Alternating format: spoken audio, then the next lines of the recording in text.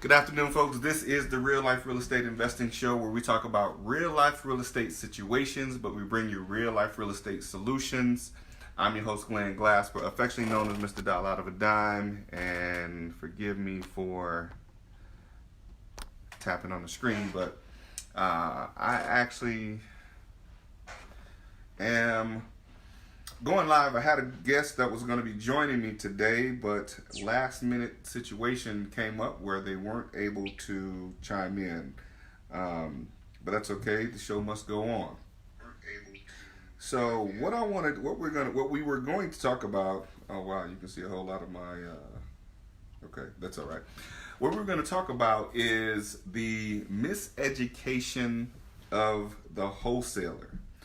And some of you may know, may or may not have seen the post that I put up yesterday about the wholesaler that contracted to buy a property that I own and had a few days to deposit earnest money.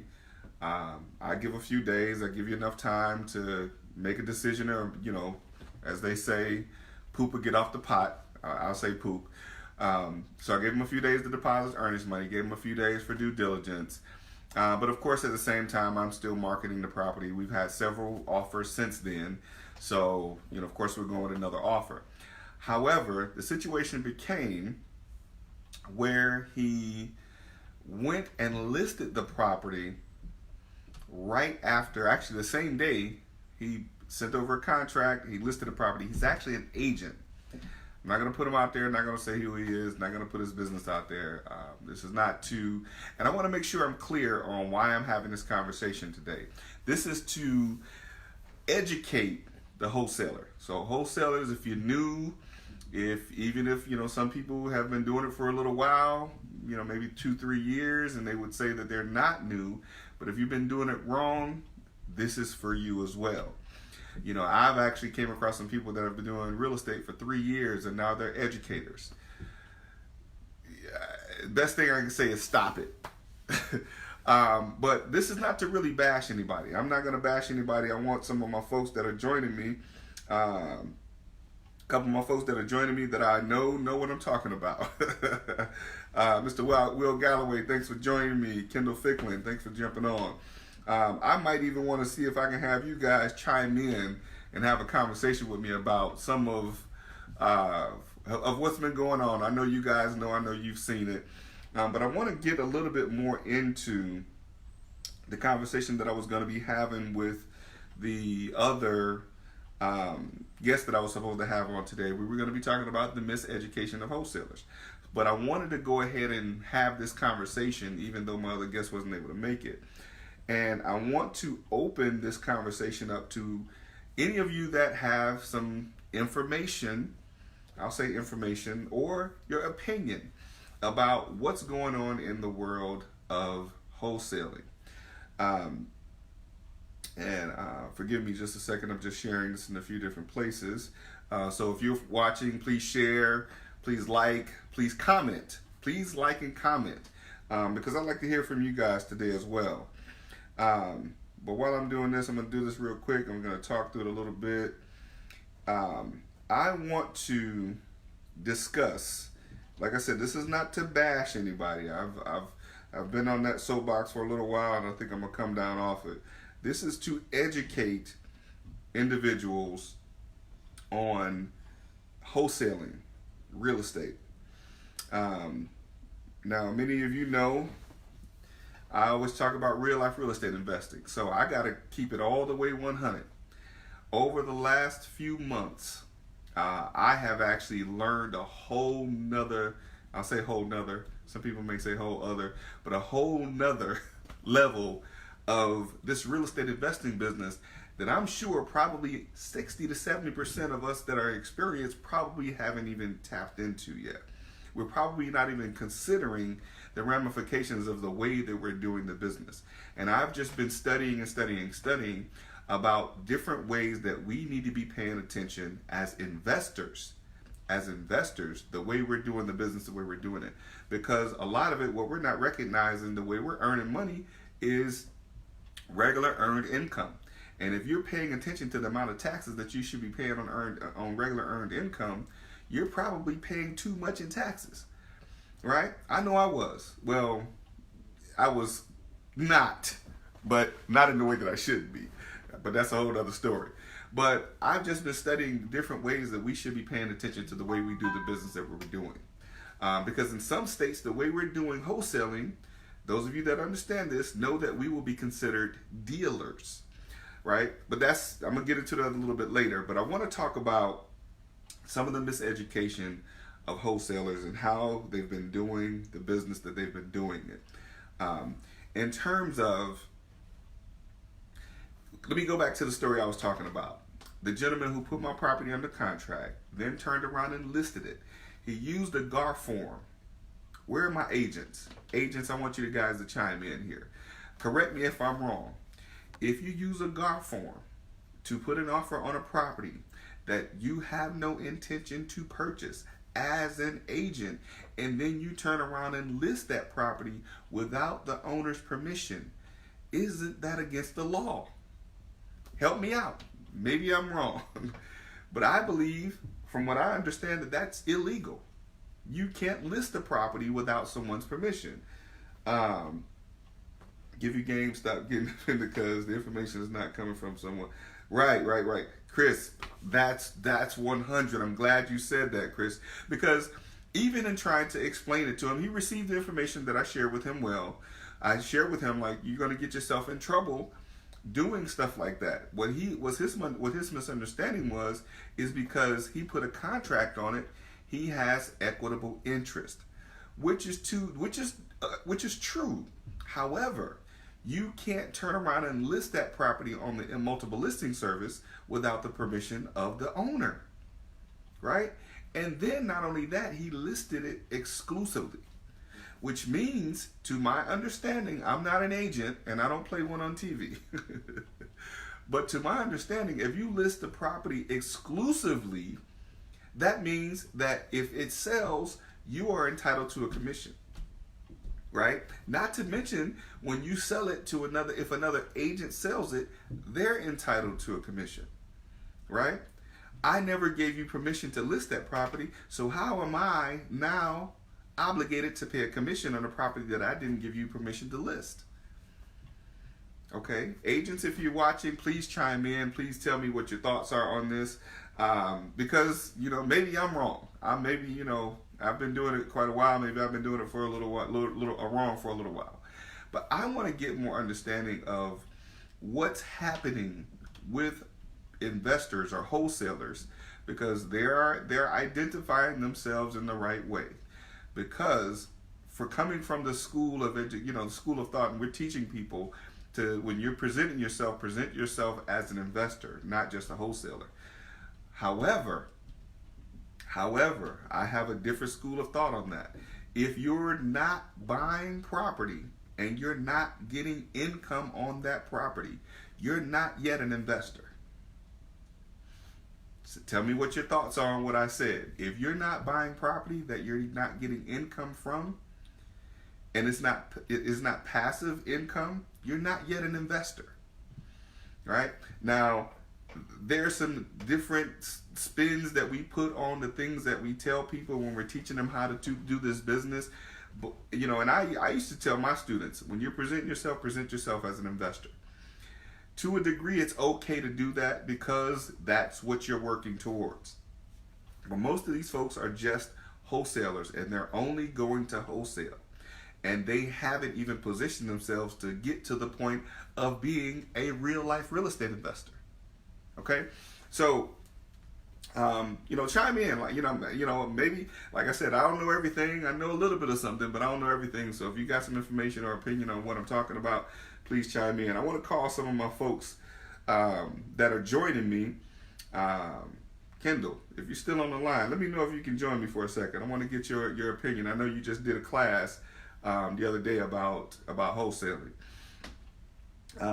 But I want to get more in depth to what new wholesalers and some of us experienced wholesalers should be paying attention to. New wholesalers. This gentleman that listed my property, he then told me that He deposited the earnest money. He had somebody take the earnest money by the closing attorney's office.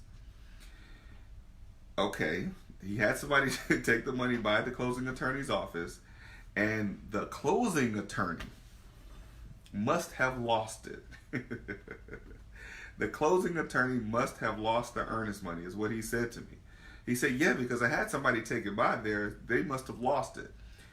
If that is not the most rookiest type of response about where the earnest money is, I don't know what is. Like, I don't know if you think that that's something that another new wholesaler might fall for, maybe.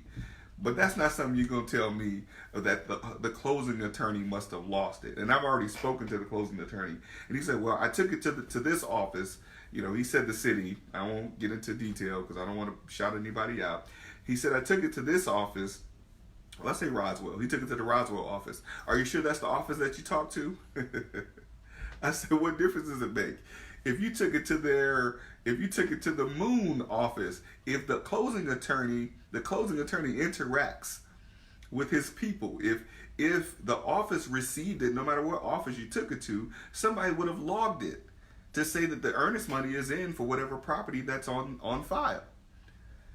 They're not going to lose it and not understand that there's supposed to be earnest money put up. Now, the lady I spoke to did say, you know, maybe he did bring it to the other office, but if he had, someone would have communicated that to us by now.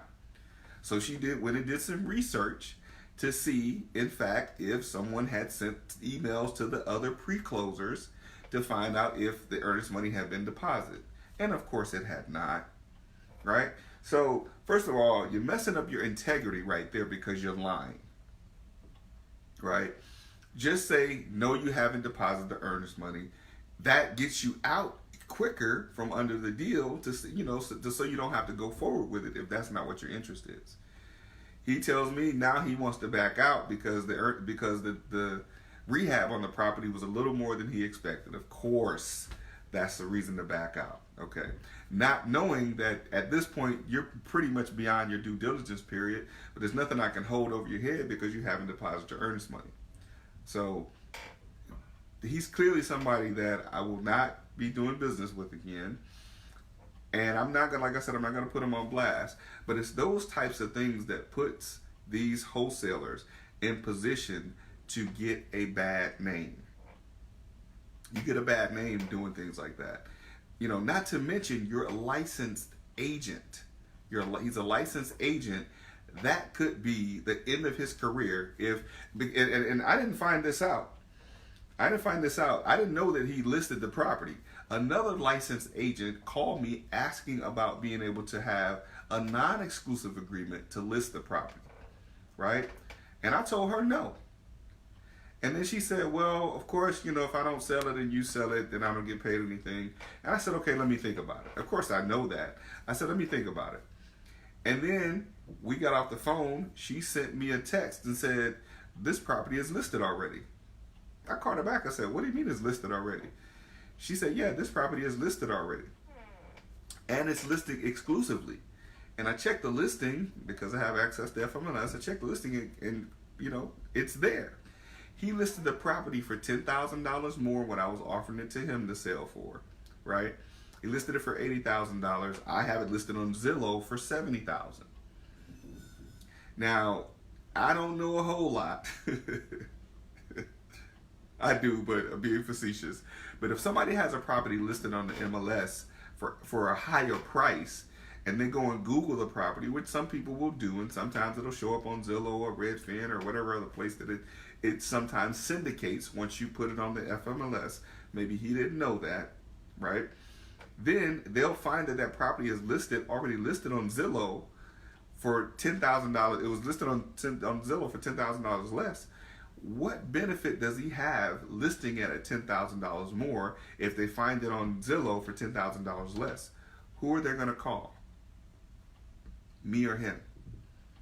So then that wipes out the deal for him to even get any type of money on it, because of course I'm going to sell it if somebody offers me the right price. But if he lists it exclusively, then it would have unknowingly, I mean, it wouldn't have happened, of course, would say that he gets rights to some type of commission because he listed exclusively. All right. Yes. First thing I do is Google and Facebook the property. Chris, same thing I said. I said any investor that's worth his salt in many cases is going to Google the address of the property. And if you have it listed and you see that it's listed, and he found it on Zillow. He found it on Zillow. So if you found it on Zillow, what makes you think somebody else is not going to find it on Zillow for a lower price, and you go and list it for $10,000 more? I can see if you put it in an email and blasted it out to your email list, which you didn't have permission to do that either. But you go and list it on the MLS and potentially get yourself in trouble with your license. If that other agent that called me and told me that it was listed decided that she wanted to report him, he would be in a lot of trouble. So I explained that to him, and he received it. He received it, not too well, but he received it. He didn't give me a whole lot of pushback. But what I want to get more into is, like I said, the miseducation of our wholesalers. Wholesalers, what you have to realize is that you all are a valuable part of the business of real estate investing. It's almost as if, I don't want to use the drug dealer example. I'll use the store. I'll use the retail store example. So as wholesalers, you provide a product for those of us that'll fix it up and sell it retail. So we need that product that you'll find that we buy at wholesale price that we fix up and sell it retail, right? Many times those of us that are buying these properties, because that's what we're doing, that's what we're in the business of doing, buying them and fixing them and selling them, because that's what we're in the business of doing, that takes a lot of our time. So we don't have a whole lot of time to spend going to look for a traditional seller, and we negotiate the deal and all that. So I do, but some other investors, because of the time that we spend fixing these properties up and selling them, we don't have a whole lot of time. So we look to wholesalers to bring us the product. The product is the deal.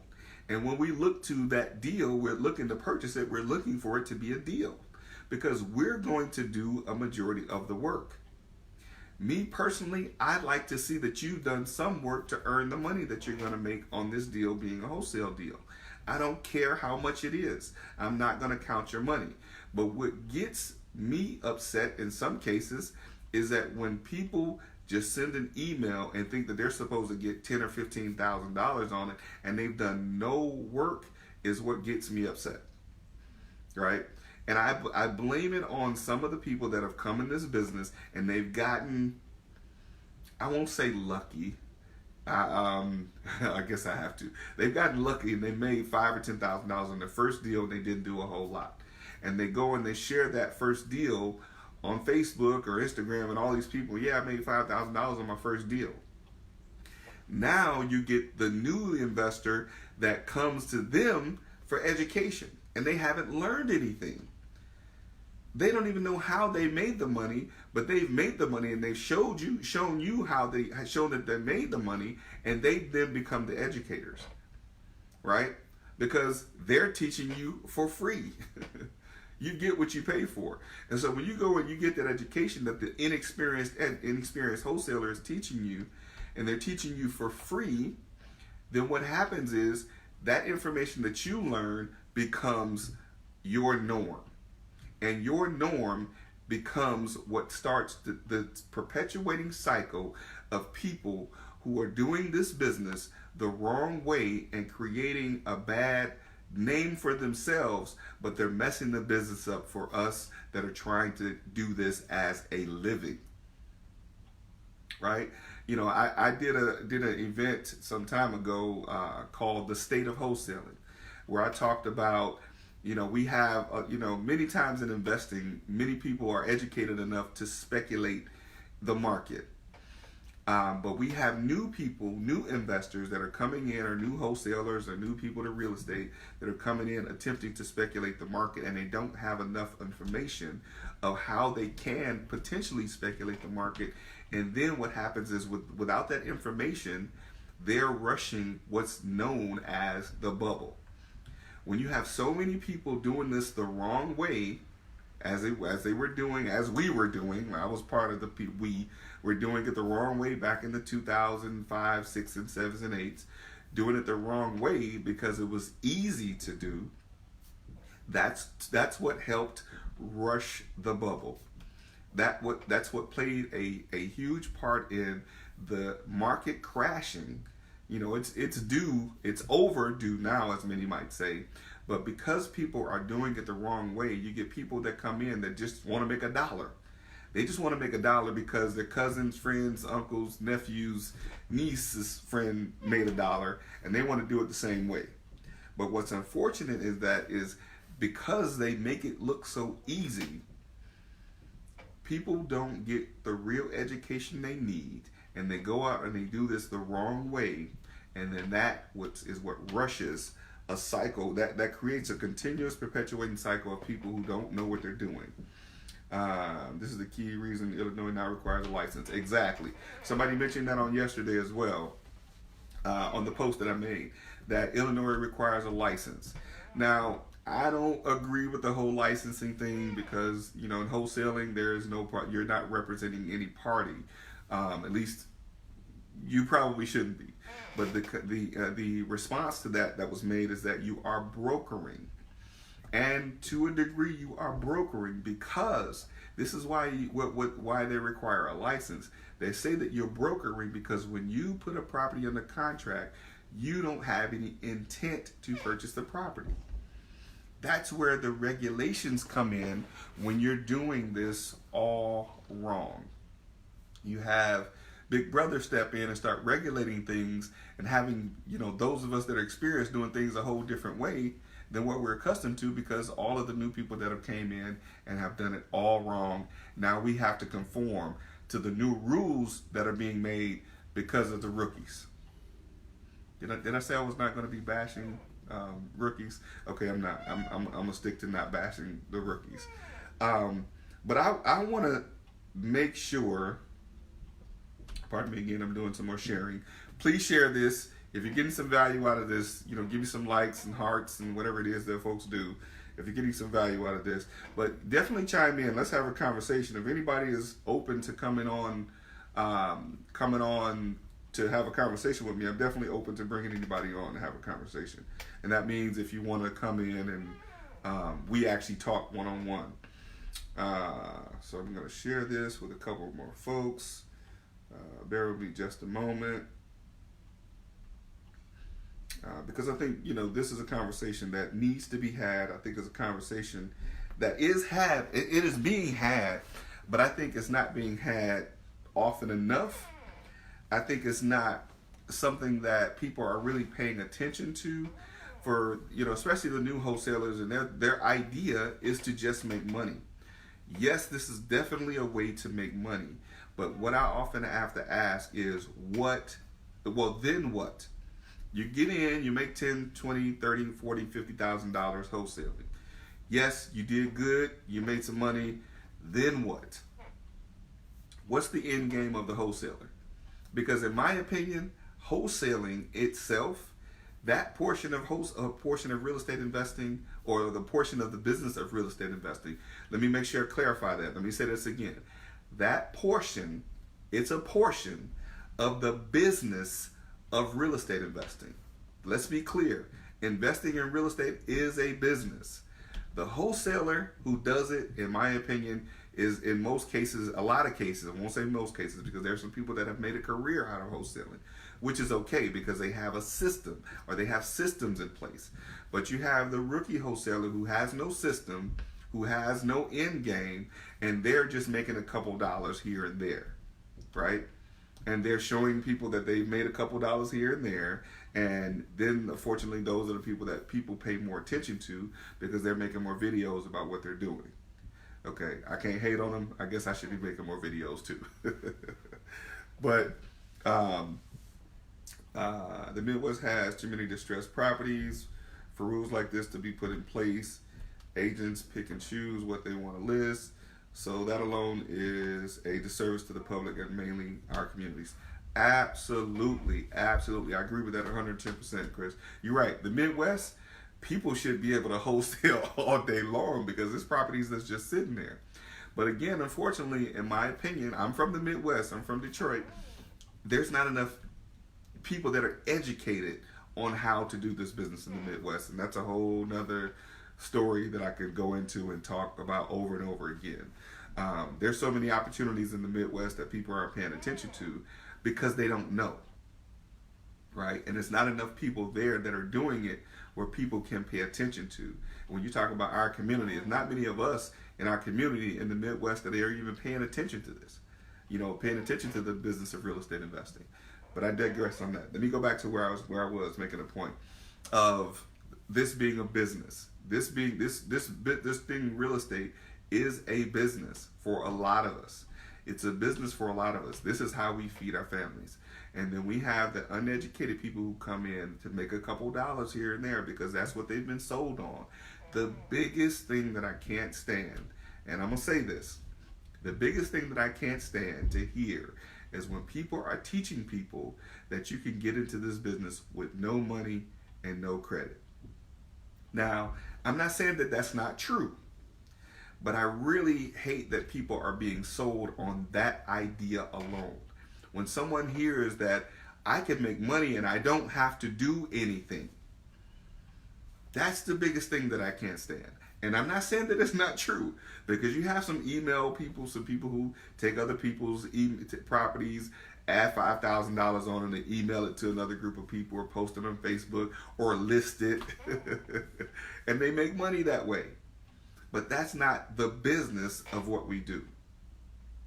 Right? That, to me, that's playing a dangerous game.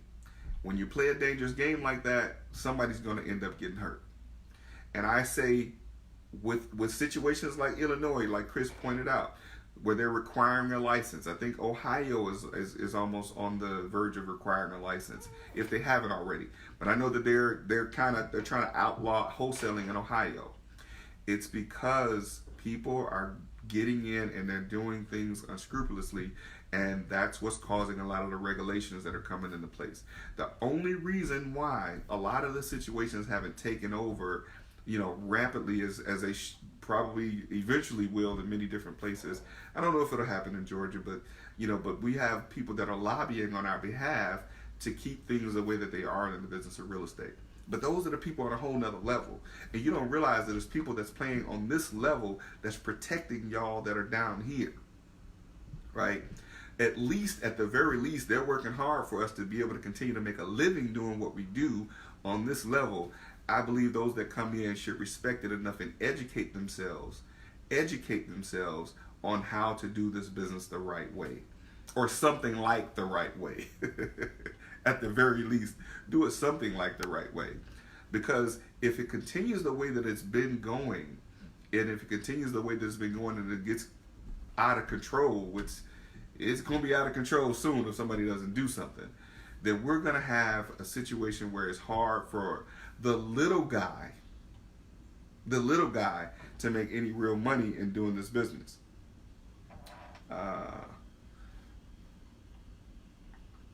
Okay. They slow in Gary, Indiana, building casinos in Flint. Got a big development deal on the way. Yes. Okay, Chris, I'm gonna have to bring you on, man. We're gonna have to have a conversation. You brought up something that's near and dear to my heart, especially Flint. So I'm gonna have to invite you on. If you want to come on and talk to me about. Let's talk about that development in Flint. I'm actually participating in some of that in Flint. I haven't mentioned it a whole lot, but there's actually a commercial property owner that owns several properties in the Flint area that the government is coming in and they're seizing those properties. So he has to sell them, and he's selling them at a significant discount. And one of them is I want to say 40,000 square foot building. It's 40 or 50,000 square foot building. It's right now getting $800,000. No, I'm sorry. It's getting $80,000 a month in income. It's getting $80,000 a month in income with the potential to get $120,000 in income, right? and he's going to have to sell that building, 40,000 square feet, at, I think it's $250,000 or $300,000. If anybody heard me, I'm gonna say it again. Those numbers are, probably a little bit off, but they're pretty close to what I'm saying.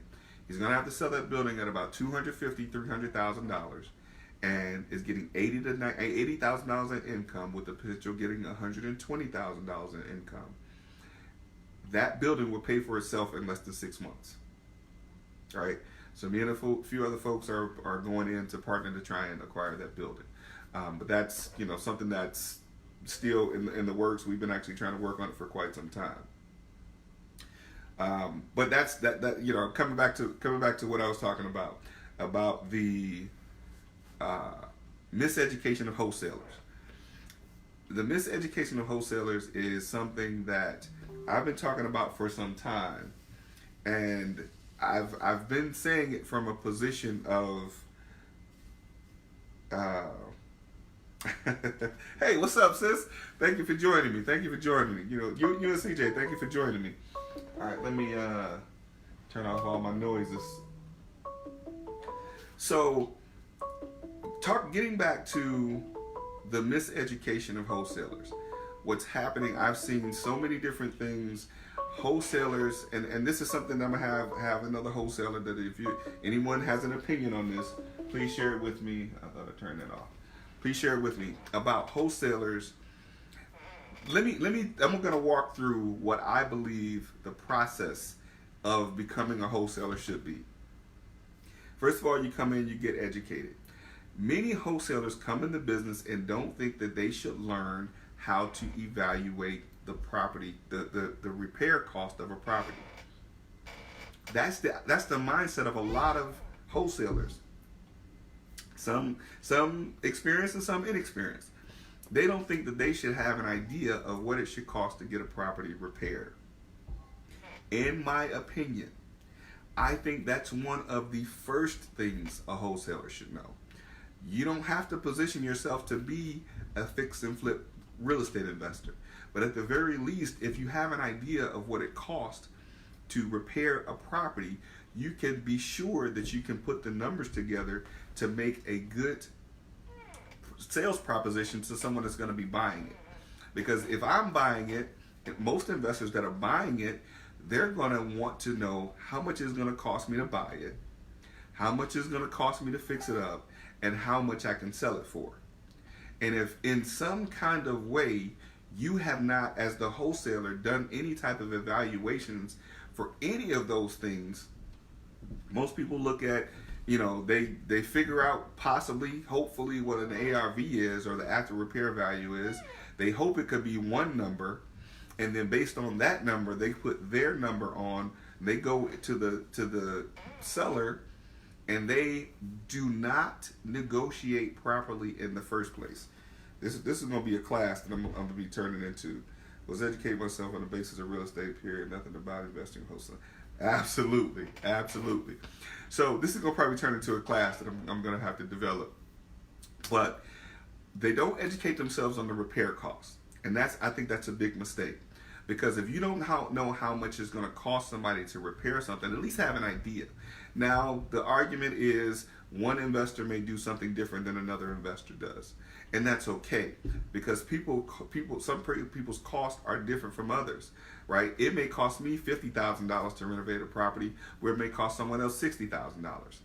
But I need you to at least be in the ballpark of an idea of what it's going to cost in order for you to be able to say to me, I'm selling to you this property for this amount, and based on that, I know the after repair value is this, and I have an idea that the repair cost would be this, so I can at least justify in some way the amount of money that I'm earning. Let me go back and let me clarify that for those of you that may not get that. The wholesaler doesn't know how much it costs to repair the property, and you have people that are teaching people that they don't have to know. I am definitely against people not knowing how much it costs to repair a property. Now, if you send a property over to someone, yes, you may not have to suggest what it will cost, but you should have an idea. Because again, other investors may have different costs for different things. But you should have an idea because, in my opinion, you should be able to, first of all, know the number that you need to be making an offer to the seller. There's a formula. I've heard people say that they don't use this formula. I'm like, how do you do this business and not have a formula or a system in place? Maybe I'm doing it wrong. Okay, if somebody can help me with that, please help me out. They say that they don't use the formula because the formula may be different from how somebody else would do it. The standard formula has always been the after repair value minus the repair costs is what your maximum allowable offer should be. That's what we call the MAO, right? So your maximum allowable offer, we'll use a $100,000 scenario. If the property is worth $100,000 and it's going to cost $30,000 to fix it up, your maximum allowable offer, well, actually, no, 70%. I'm sorry. Well, we're using the 70% model. It should be 70% of that number, what your maximum allowable offer should be, right? So if your maximum allowable offer, so 100,000 minus 30, your maximum allowable offer, okay, that number is 70,000. So 70% of that, whatever that number is, I don't know what that number is. I don't have my math is off, but whatever that number is, somebody do the math for me and put it up there. What formula do I use? The formula that I just described, April. If you heard that, I'll repeat it. It's 70% of the after repair value, right? So if it's $100,000 property, right, your all-in cost should be $70,000. So if it's a $100,000 property and there's $30,000 in repairs, your maximum allowable offer should be $40,000. Okay, I got my math right that time. Your maximum allowable offer should be $40,000. That's because it's 70% of the after repair value. And if it's $30,000 in repairs, the maximum offer you should be making is $40,000. That's 70,000 minus 30, then you get 40. Right? If that formula is not working for people anymore, somebody please help me, because maybe I'm just old school, because that's how I'm used to doing it. But I don't think that's changed much. But if it has, maybe somebody can educate me. But the maximum allowable offer. So as the wholesaler, because that $40,000 is the maximum allowable offer, in many cases, the person that's going to buy it and fix it up, that's what they're going to be looking to offer, is $40,000. So you should be doing the best you can to negotiate that deal at, we'll say, $35,000, right? If you're wanting to make a $5,000 profit, you should be educating your seller, and your seller should understand that based on what you plan to do this property and the repairs that are going to have to be done, this is the most that I can offer you, right? Now, we do have some fudge factor in different cases. If the seller says, no, I can't take 35, okay, can you take 38? Then you as the wholesaler, you're probably only going to make 2,000, right? But here's where you benefit. If it's only $2,000 and all you're doing is going to the property, taking pictures, doing the estimates, it's work. I'll say it, wholesalers are supposed to work, right? Because they're not doing a lion's share of the work. They should be doing some work to earn the money that they earn. So in that scenario, if you're only earning $2,000, all you've done is basically package the property to sell to the person that's going to fix it up and sell it, right?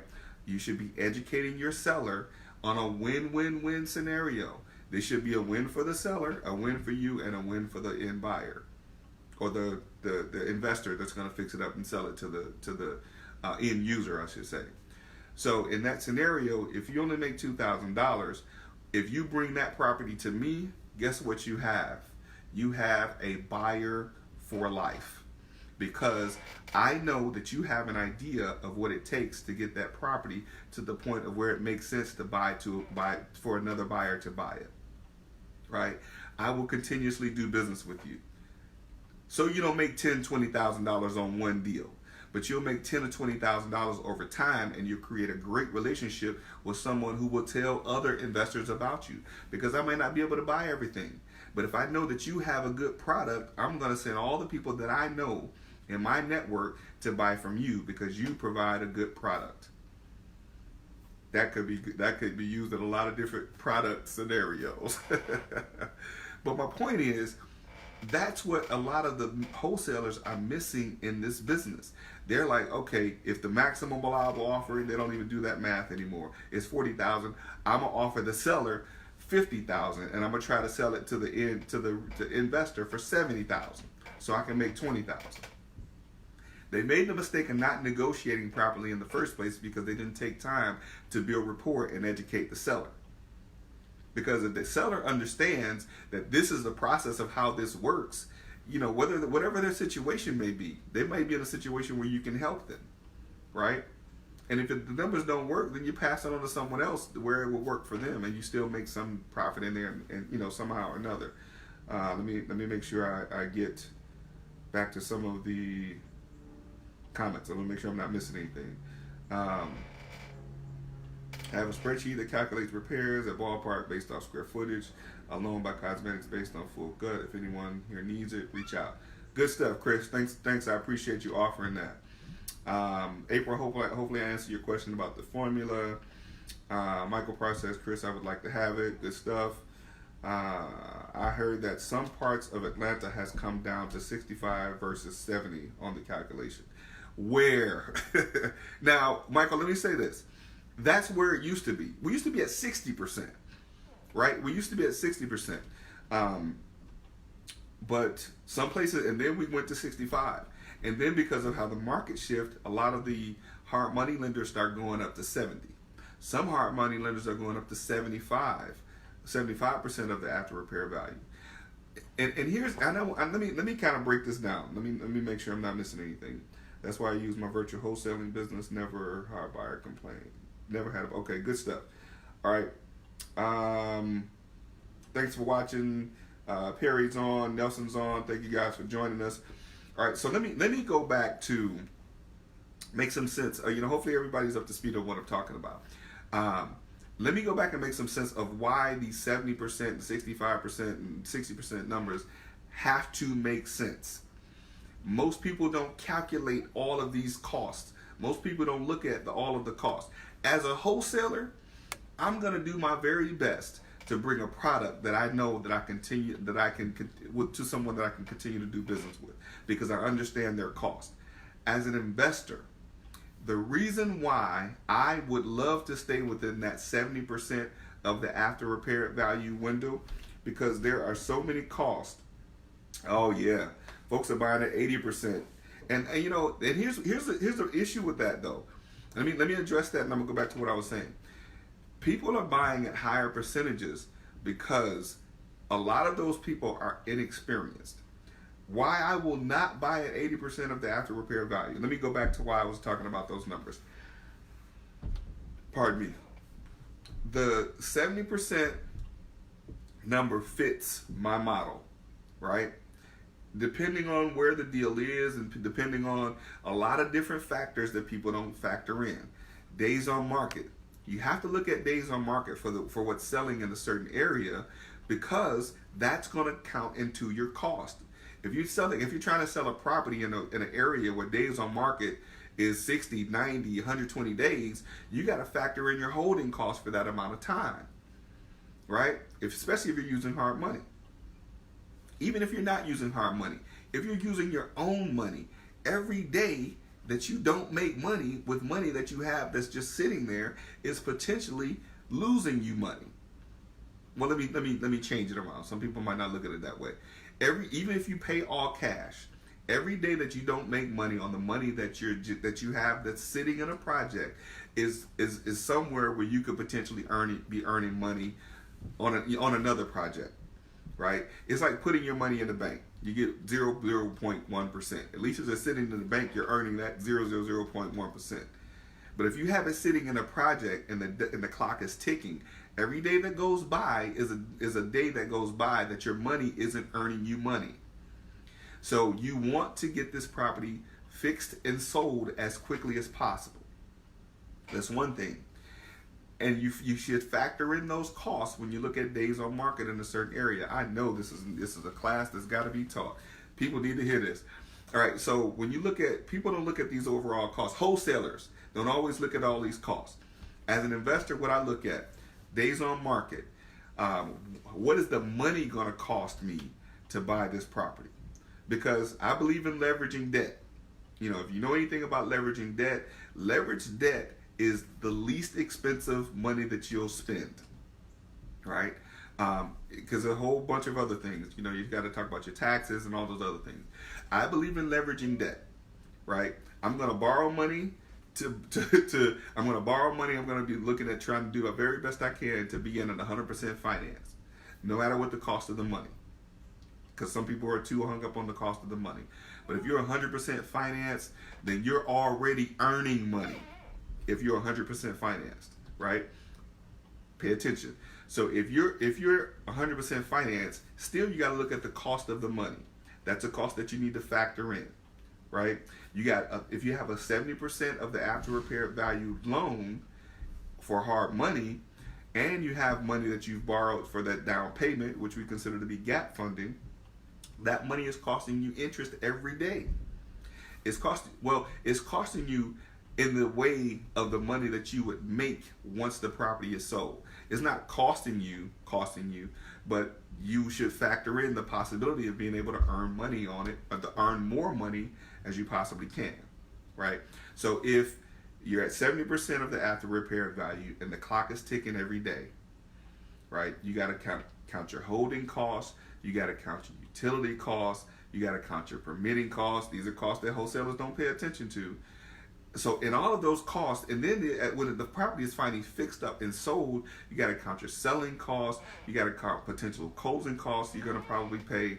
You got to count all these costs. A lot of wholesalers a lot of investors, unfortunately, don't even factor in the cost of staging. They figure, oh, that's $2,000 I'm not going to have to spend. But if you spend that $2,000, you'll probably save $2,000 on the faster selling time, on the less days on market. Another whole nother class.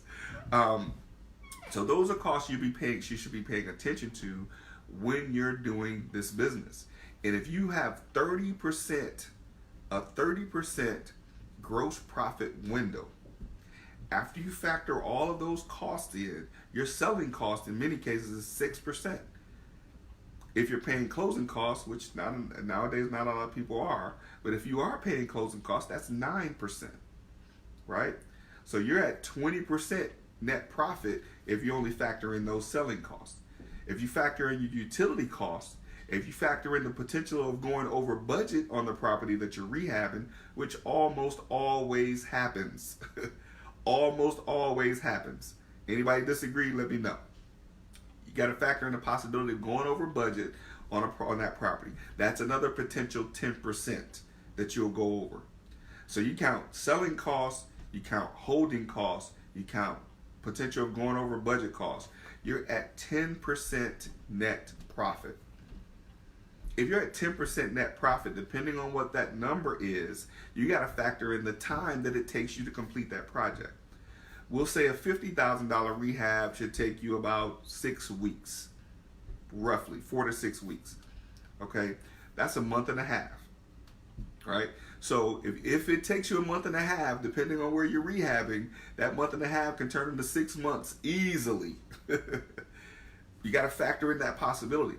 That month and a half, that 6 weeks can turn into 6 months just like that, right? So if you're not factoring the possibility of those costs, you're losing already. And if that's a 6-month project, we'll use $100,000. We'll use a $200,000 scenario. If it's a 6-month project and you've put 6 months into getting this project complete and you make $20,000, you got to figure if you did that twice in a year, you've earned $40,000 for the year net profit, not to mention the taxes that you're going to pay on that money, which is about 25-30%. Is it worth it to be a fix and flipper if you do 2 deals a year and you end up with $10,000 in net profit bring home?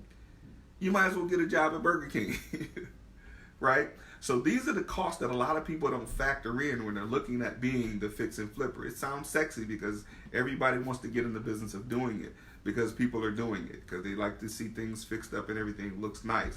But when you don't factor in the cost that it is to run this business, to do this business, you're losing from the very beginning. Yeah, I did 3 or 4 fix and flips this year, and I made $30,000 on each one. Okay, that's $90,000. How much you got to pay in taxes? Because it's considered regular, ordinary income. Hopefully, you all know that.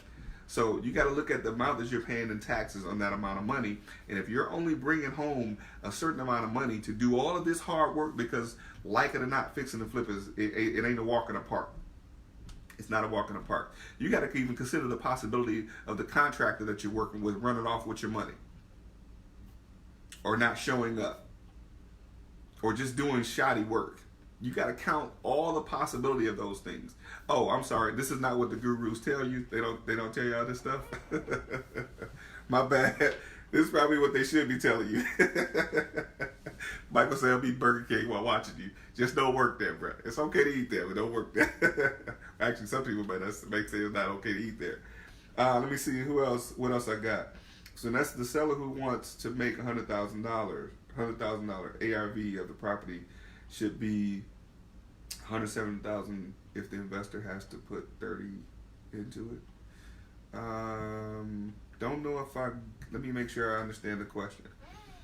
If, in essence, the seller who wants to make $100,000, the seller, ARV of the property should be $170,000 if the investor has to put $30K into it. I would have to do the math on that, April, to be sure I got that correct. But I would say this, depending on where that property is, some people might disagree, but that's okay. If you're a $170,000 property, if it's a $170,000 property, let me say this, if it's an ARV of $170,000, you're probably not going to have a $30,000 rehab, depending on where it is, right? It's probably going to be 50 or 60, depending on where it is. So I would have to do the math on that. Is the answer to that? Hopefully I answered that right. Let's see who else we have. Michael. All right. So going back to that, there's so many different things that people miss when. Now I'm giving you the lay of the business as it relates to the fixing and flipping portion. But these are the things that wholesalers should be factoring in. I know we all want to make money. I know we all want to, be able to tell people, yeah, we made a whole lot of money in this wholesale deal. But, in my opinion, like I said, wholesaling is a job. It's like a job, and it's a job that could potentially be stressful. And I say that because many people go at the business of wholesaling. Let me say this. They go at the business of wholesaling without thinking about it being a business. That's the biggest issue. They go at the business of wholesaling, and that, like I said, that's a small compartment of real estate investing, right? You have some people that buy, billion-dollar buildings downtown Manhattan that would consider a wholesaler a crumb snatcher, right? So just look at the different levels it is to playing this game. And if you only play at the small level and not play the game right, it's definitely going to be difficult for you to graduate to the next level, right? Now, it's many people that say, oh, I've been doing this for this amount of years, I've been doing this. It doesn't matter how long you've been doing it if you haven't graduated, right? I say I've been doing it for 20-some years. I don't think I've graduated the way that I should have. Because we had the crash. I don't call it a crash. It was a setback. Everybody has an opportunity to use that as an excuse. I just wasn't educated enough at the time to do the things that I was supposed to do to continue my investment career. So from that point, I had to start rebuilding and re-educating myself. I'm going to keep it 100. That's what I've had to do. And I understand enough now to continuously educate myself. Yeah, I made a lot of money. I won't get into specifics because people might be wanting to know. But I made a lot of money. I'll say the business made millions of dollars. I'll say that. The business of real estate investing that I did made millions of dollars. Now, that's because I wake up on a Tuesday and close a deal on Friday and make $50,000. That was the game back then. It's a different game now, ladies and gentlemen. It's a different game now. And the unfortunate thing is that people are not continuously educating themselves on the way to continue to stay in this game. And the thing that I often say, which is a sad situation, is the people that are getting in this business today, or that have been into it for a couple of years, are not continuously educating themselves. Burger King will be hiring. Michael, Burger King will be hiring when the market goes ahead and corrects itself, because it's due for a correction. And what that simply means is we have highs and lows, and it's inevitable in any market. It's always happened. It's not something that I'm making up. It's always happened. It's going to continue to happen. But the question then becomes, where will you be, and what position will you be in when the correction comes? Because wholesaling will still be a major part of the business of real estate investing when the market corrects itself. Because guess what? You're going to have people who have money that are going to be buying hundreds and thousands of deals when that happens, because the prices are going to go down, or the prices are going to just stay where they are. You're going to have people who have money that buy a lot of these deals because they know the prices are going to eventually go up. The question then becomes, those are going to be your more savvy people that are spending money on those deals. And who are they going to do business with? They're going to do business with people who have reputations of doing good business. If you're just out here trying to make a couple dollars and not truly educating yourselves, unfortunately, you're not going to be amongst the people that are surviving, and it'll probably just surviving this business when that correction comes. So, one biggest thing that has kept me confused in wholesaling is determining repair costs. Different folks have different square foot calculations. Some do 10, 15 square foot. All right, medium, full, rehab. Here's the thing with that, Michael. You have a great point, because repair costs can be confusing. But here's the thing that many people have to really understand. You have to know your market. You have to know your market. You have to have a real good ear to the market. And what that simply means is, you being in Atlanta, I'm in Atlanta, a $50,000 rehab in Decatur is not the same as a $50,000 rehab in some place like, we'll say, Southeast Atlanta, right? Where I'm working at now. So a $50,000 rehab in Decatur, you might get an ARV of $180,000. But if you do a $80,000 rehab or a $100,000 rehab in Decatur, you might get an ARV of $300,000, right? Depending on the finishes, depending on what's trending in that neighborhood, right? So you have to kind of know the market to get an idea of what you're going to be spending on a rehab. If you go in Decatur, in some areas in Decatur, if you spend $50,000 on a rehab and it looks good, you fixed it up and it looks good. But are you going to maximize the value, the potential value that property could get you for the neighborhood that it's in? That's the question that you really have to ask. What's trending in the neighborhoods? What's trending in the finishes? Are they black finish? Are they black fixtures? Are they chrome fixtures? Some brass fixtures are coming back. Are they gold looking? Like what's trending in the neighborhood for the type of fixtures that are happening that people are paying a specific amount for? So you might end up paying, I just paid $200 for two shower valves. Well, $400 total for two shower valves. Before I would only pay $60-$70 for a shower valve. You know what a shower valve is. People, you put the shower in with the thing that shower, the rain shower head and all that. Those things are expensive now.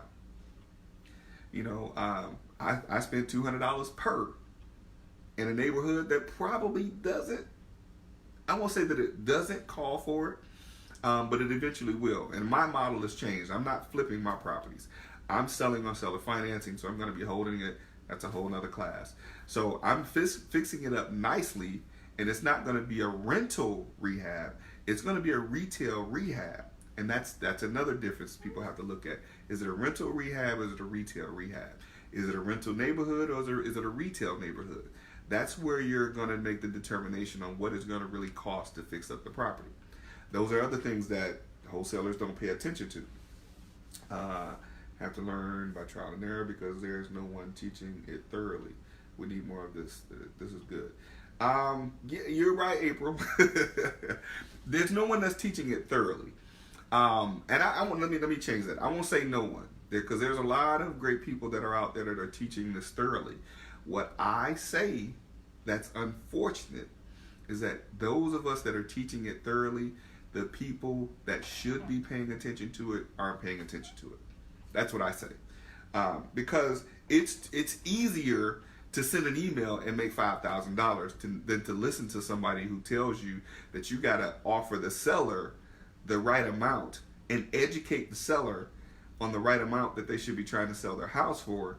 When you go and build a rapport, educate the seller, and then make them an offer that's going to probably make them cringe, people aren't they aren't built for that, unfortunately. They want to go the easy route. If I could just send an email and make $5,000, $10,000, $15,000, why do I go talk to a seller? Why do I learn how to have a conversation with a seller? Why do I read the book How to Win Friends and Influence People and learn how to be a good conversationalist when talking to a seller and helping them understand that this is the process of how this business works to sell this property? Why do I go through all of that if it's easier for me to just send an email and make $10,000? That's what's happening, unfortunately. So it's not that people aren't really teaching it thoroughly, it's that people have found the easy way out. But what they're not realizing is that the way that they're thinking is easy is very short term. It's very short term. You can stay in the game and make long money, or you can make some quick money and go back to work. Go back to the job that you left. Go back to the job that you left because you thought you was making a whole bunch of money in real estate. You got in and start doing it wrong and realize that the way you're doing it is not going to last long. So now you got to go ask Mr. Jimmy for your job back because you're not going to be able to survive when the market changes doing it the way you've been doing it. Oh, am I supposed to say that? Am I supposed to tell people that? Am I supposed to tell people the truth? I'm just talking about real life real estate investing. That's all. So it's important for the wholesalers to see the finished product in different markets. So actually need multiple cost calculators. You know what I would say in different markets, like, you know, a market that I'm working in Michigan, Michigan is a monster. Like, I paid $2,000 for a roof here in Georgia. They want $8,000 for a roof in Michigan. I mean, because the weather, the roofs in Michigan have to withstand the weather in Michigan because snow and all that. But I don't want to pay $8,000 for a roof in Michigan. But because I don't want to, doesn't mean I don't have to. You know, so you have to understand, and that's depending on where the house is in Michigan as well. You know, you might be able to pay less money for a roof in some areas if it's a rental or it's a retail neighborhood. You know, a lot of the areas in Detroit are primarily rental areas. Would you pay $8,000 for a roof in a rental area where it's going to continuously be a rental area for the foreseeable future? I would not. That would be a patch job, honestly. You know, I'd get somebody up there, fix those parts that's leaking, and if it's not leaking, it doesn't get a new roof. We put new roofs in Georgia just to make it look good. You know, put some architectural shingles on there. You know, because we get them at a discount, and you know that's what's trending in the neighborhood. So we put new roofs on just to make it look good, right? Not always is there an issue, but I've always learned that if it's not leaking, don't replace it. I don't know. Maybe I don't know if I should say that out loud too, but that's just the way I think sometimes. But in Michigan, no, I wouldn't put a new roof on because for the foreseeable future, depending on the area that I'm investing in, it's going to continue to be a rental area, and I would fix the parts that's leaking, and you know, have maybe pay a few $100, $1,000 or more. Take off some shingles, put some new plywood in, fix the leak, put some shingles back on in that spot that it's leaking, and who cares if it's a couple different colors. I don't really need that, but I do. So let's see what else we got. Is this been good? Hopefully I stayed on topic. I think I would have been better to share this with somebody. Hopefully I stayed on topic of this being the miseducation of wholesalers. because I think this is where a lot of wholesalers miss it, and this is the information that they don't take into account. Um, just flex seal it. It will be you, Mike, to say something like that. And flex seal works though. I'll say the same thing. Flex seal works. And this is not a commercial for Flex Seal. You know, we should get some sponsorship for Flex Seal for doing this show. But you know, as a matter of fact, this has been great education. Thanks a lot, Mike. I appreciate it. But if anybody else is watching this, you know, if you're watching the replay, feel free to leave some comments. Tell me what you thought about the things that I had to say about this whole business of wholesaling and investing, and you know, and just the things that I think, you know, in many cases people don't take into account when getting into this business, and understanding that it is a business. You know, and I think that because there's so much attention to the run to be the first one to go to the closing table, oftentimes a lot of these different things don't come into play. You know, the other thing that the wholesalers don't learn, wholesalers don't know the closing process. People show checks, but they don't know. I bet you they couldn't even read one side of a HUD statement to the other. You know, they probably could have made more money, but because, you know, somebody might have added a little more taxes, or you know, that they didn't count the sewage cost, and they didn't look at what outstanding water bill was, and you know, some of those costs came into play. And wholesalers don't care as long as they get their fee. But that separates the wholesaler, I guess, from the real life real estate investor, right? That separates the different types of people when doing this business. The ones that are in it just for a couple bucks, or the ones that are in it for a lifetime, and have this as what's going to continuously be a part of their portfolio for a lifetime. Wholesalers, some of the wholesalers, do y'all know what a portfolio is? I'm sorry, I probably should have said that. Real life real estate investors have portfolios, and they know the difference in the types of money to be earned in real estate, because there's, you know, you got to look at the quadrant, you know, the E and S, and the E and S and the B and I quadrant. You can actually be an E and an S, a B and an I, and you could be all four quadrants investing in real estate. And in my opinion, the person that only does wholesaling will always be in the S quadrant. And the E and the S quadrant are the quadrants that people are getting taxed the most. Oh, nobody pays attention to, you have to pay taxes on the money that you make in wholesaling. Let the buyers pay those. My fee is net, and I say,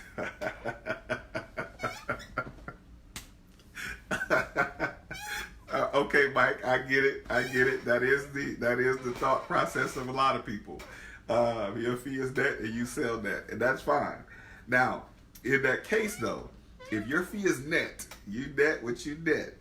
But no, it's actually gross, because you still got to pay taxes on it. You haven't netted anything until you done paying the taxes on it. So your fee is gross.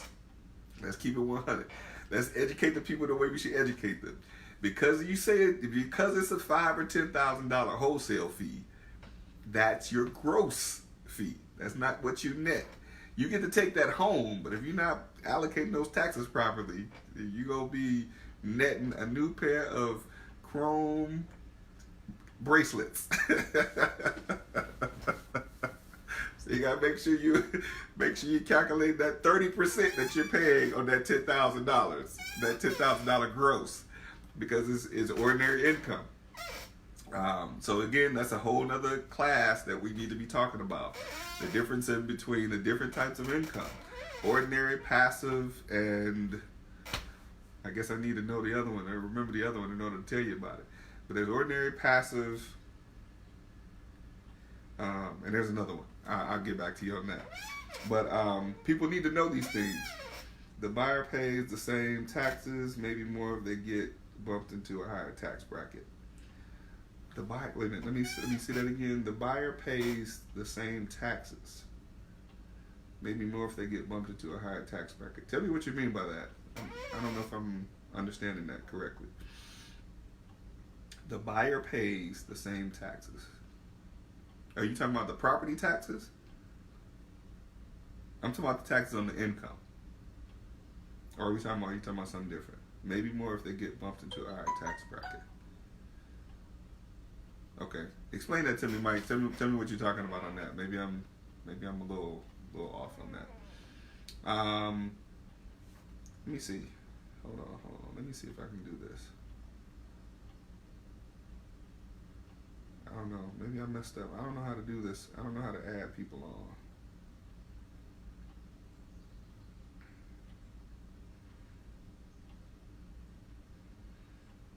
on. Okay. Maybe I passed that. I don't know how to. I wanted to add you on, Mike, but I don't see the option to do it anymore. Yes, we both pay taxes on the income. The buyer, the buyer pays. I think he's talking about the different tax brackets in the different quadrants. Wait a minute. The buys pays the same taxes. Okay, we got to get this because we got to make sure folks are getting this right. I see what you're saying, Mike, and that Michael Sykes. That makes sense. I think he's talking about the different tax brackets in the different quadrants. Okay. Just spoke about the 4 different quadrants and a person is in. Right. Well, now, we don't all pay the same taxes in the different quadrants. We do not. I want to make sure we're clear on that. That's why I have properties. First, now we are getting into wholesaling and saving taxes by rolling the wholesale income into investing in our rentals. Ownership of properties, tax benefits, also self-direct. Yes, Michael Parks. That is another thing that people don't tell you about the 1031 exchange. The 1031 exchange is when you roll that investment income into other like properties. That's correct. That's where you save your taxes deferred on that income because you're not taking it as income because you're rolling into another investment. That's good stuff. But I want to make sure I got what Mike Watkins is saying. We both pay taxes on income, on the income. Mike, tell me what you're talking about, man. I think we over our time, but I want to make sure we're telling folks the right thing. I think he's talking about the different tax brackets and the different quadrants. Yes, but we don't pay the same taxes in the different quadrants. The E&S pay the same taxes because employees earn ordinary income, and self-employed people earn primarily ordinary income as well. It's the business owner. The business owner is taxed differently, as well as the investor is taxed differently, because the investor typically, in most cases, their money is working for them, and they don't always take their income as ordinary income. Okay, so I want to make sure we're clear on that. I want to make. Come on, Watkins, where you at? Tell me what you're talking about so I can get this right. And Mr. Sykes, tell me if we're on the same page as well, because we want to make sure folks are getting the right information. But that's good stuff, Mike and Mr. Parks, that you're doing that. When you make money, you pay taxes. I'm an investor too. I want to make sure I'm clear on what you're saying, though, Mike. You're not giving me the details of what you're saying. When you make money, you pay taxes. I'm an investor too. Yes, that's true. When you make money, you pay taxes. But what does that mean? I'm an investor too. What does that mean? You got me confused now. That's what I believe he's talking about, the different quadrants for the business owner and the employee.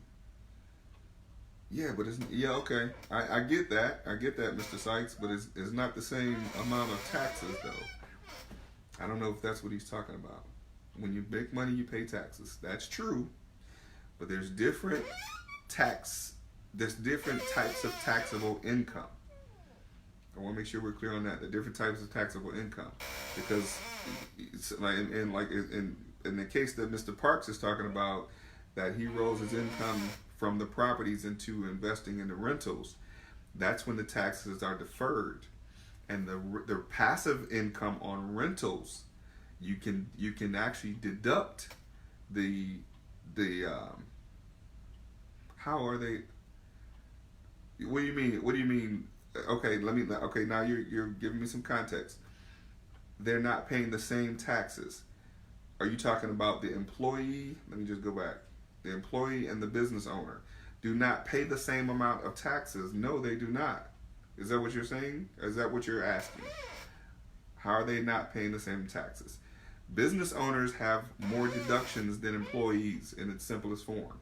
Employees pay ordinary income tax. Employees pay more taxes than anybody. Ask, what's his name? The former person that was running for president. What was his name? Ask his secretary. They pay, actually ask Warren Buffett's secretary. They pay more in taxes. Any employee pays ordinary income taxes, which is the highest amount of taxes that people pay. I think we're on the same page now. But I don't want to beat this dead horse. But place your comments below, and I'll come back and reply to them later. But I think this has been okay. I'm a business owner. One can be a business owner. One can be a business owner of a wholesale company. That's true. That's true. Right. That's true. But how are you? Okay. And so I'm thinking, okay, you get paid. All right. I think I get what you're saying. I'm a business owner. One can be a business owner of a wholesale company. That's true. You said one person can be a business owner of a wholesale company? That's true. But where's the income from the wholesale? Where's the income from the wholesale deals going to? Back to the business, right? And if you're just an LLC, you are taking, or pretty much you're paying self-employment tax. If you're not set up as an S corp, you're paying self-employment tax, which is higher taxes.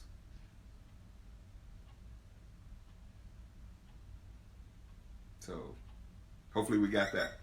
But anyway, listen, this has been great for me today. I think I may do this a little more often for the Real Life Real Estate Investing Show. You guys do know this is the Real Life Real Estate Investing Show, right?